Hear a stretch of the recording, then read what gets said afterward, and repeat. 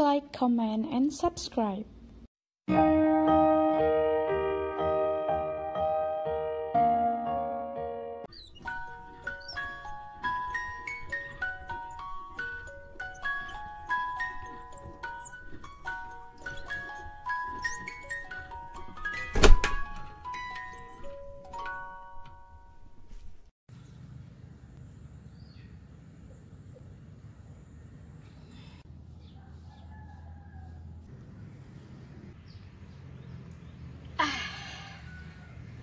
Assalamualaikum, selamat pagi anak-anak. Bagaimana kabar kalian di rumah?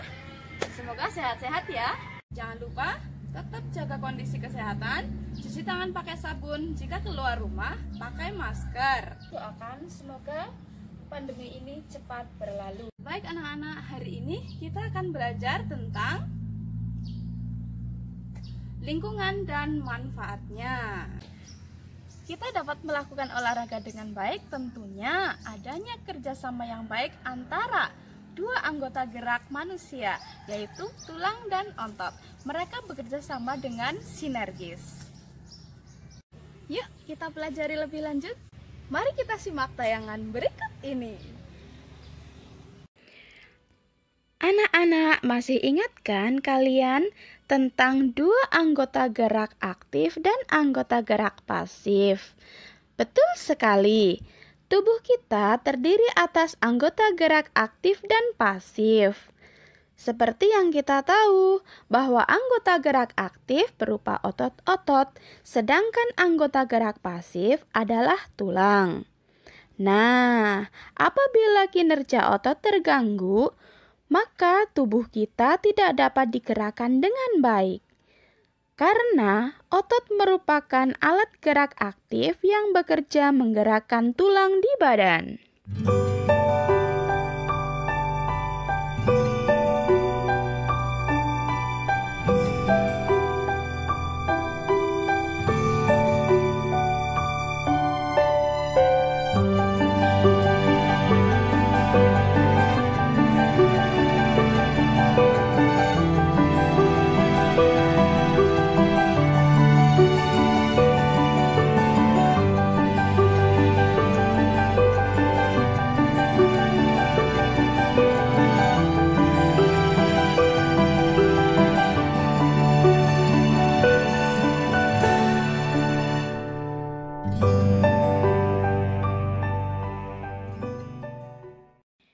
Banyaknya otot pada tubuh manusia membuat kita dapat membayangkan betapa bahayanya jika terjadi kelainan otot hingga kelumpuhan otot pada fungsi-fungsi sistem yang membutuhkan kerja otot. Memang benar, agar terhindar dari cedera pada organ gerak kita, tulang dan otot, maka kita harus berhati-hati dengan setiap gerakan dan kegiatan yang kita lakukan. Kita jangan sampai membebani kerja organ gerak kita dengan gerakan-gerakan dan beban-beban di luar batas kemampuannya. Jika terjadi cedera atau gangguan pada organ gerak, kita akan merasakan sakit dan tidak bisa melakukan gerakan dan kegiatan sebagaimana mestinya lagi. Oleh karena itu, kita harus menjaga organ gerak kita dengan sungguh-sungguh. Macam-macam kelainan, gangguan, atau penyakit otot manusia. Hipertrofi. Hipertrofi merupakan kelainan otot yang membesar dan menjadi lebih kuat karena sel otot diberikan kegiatan atau aktivitas yang terus-menerus secara berlebihan. Atrofi.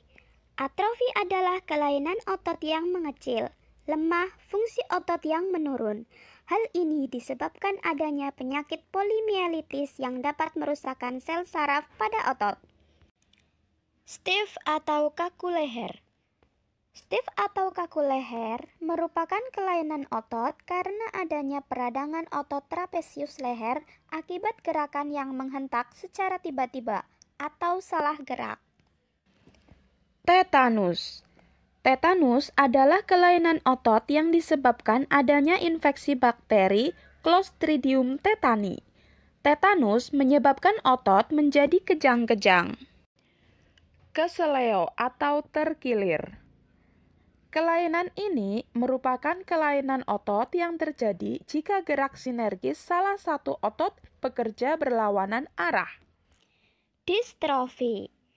Kelainan distrofi otot yaitu penyakit kronis pada otot yang terjadi sejak anak-anak. Diduga merupakan penyakit bawaan atau genetis.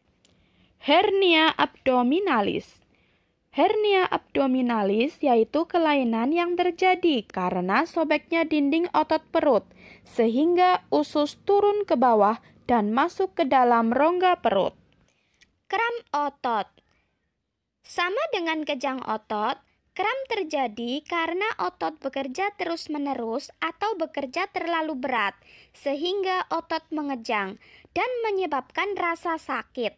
Selain itu, kram juga bisa terjadi karena cuaca dingin atau merupakan gejala ketidakseimbangan air dan ion di dalam tubuh. Bagaimana anak-anak? Sekarang lebih jelas ya mengenai macam-macam kelainan dan gangguan pada otot manusia. Nah, Ibu di sini berpesan, mencegah adalah lebih baik daripada mengobati. Dengan mengetahui berbagai kelainan dan gangguan otot pada manusia, beserta penyebabnya, kita jadi bisa lebih berhati-hati dalam melakukan setiap gerakan dalam satu kegiatan. Ingat, jaga kondisi kesehatan diri masing-masing. Salam sehat.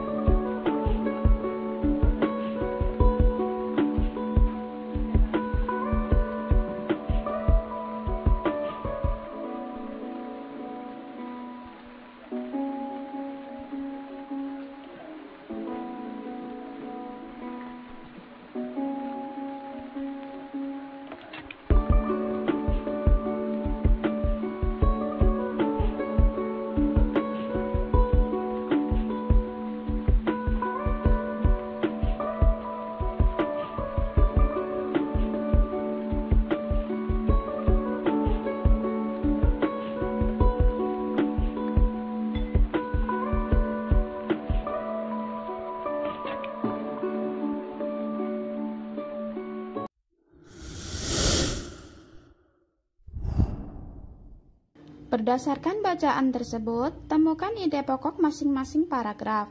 Tuliskan seperti pada contoh tabel di bawah ini. Kamu telah mengetahui beberapa aktivitas dan gerakan yang salah dapat menyebabkan gangguan pada otot manusia. Sekarang, coba pilihlah satu aktivitas atau gerakan yang dapat menyebabkan terjadinya gangguan pada otot manusia. Pilihlah aktivitas atau gerakan yang terjadi sehari-hari yang kamu atau orang-orang sekitarmu alami. Kemudian, susunlah menjadi sebuah cerita dan sajikan ke dalam bentuk komik. Masih ingat apa itu komik? Agar dapat membuat komik dengan baik, selain kamu harus mengetahui arti komik, seperti yang sudah kamu pelajari sebelumnya, kamu juga harus tahu ciri-ciri komik yang baik. Kita cari tahu yuk kawan. 1. Hadir untuk menyampaikan cerita.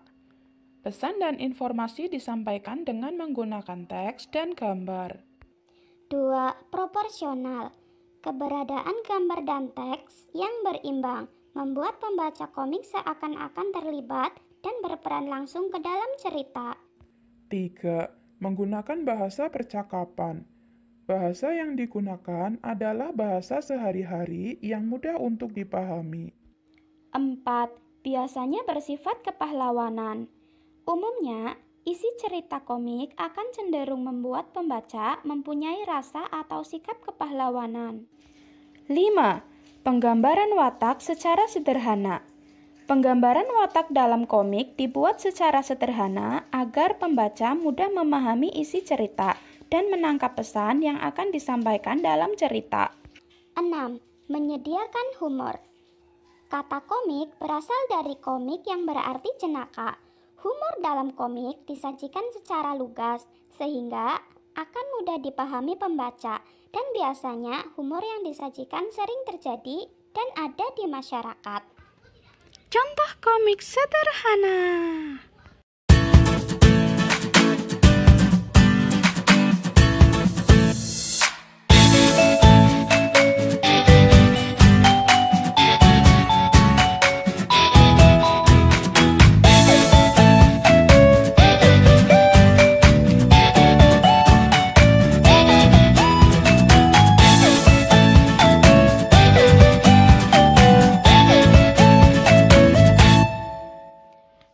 Tugas anak-anak sekarang adalah membuat sebuah komik yang berisikan tentang penyebab gangguan otot pada manusia. Lalu kumpulkan ke guru kalian masing-masing ya.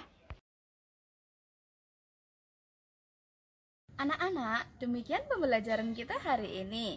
Semoga bermanfaat. Tetap jaga kondisi kesehatan di rumah ya. Assalamualaikum.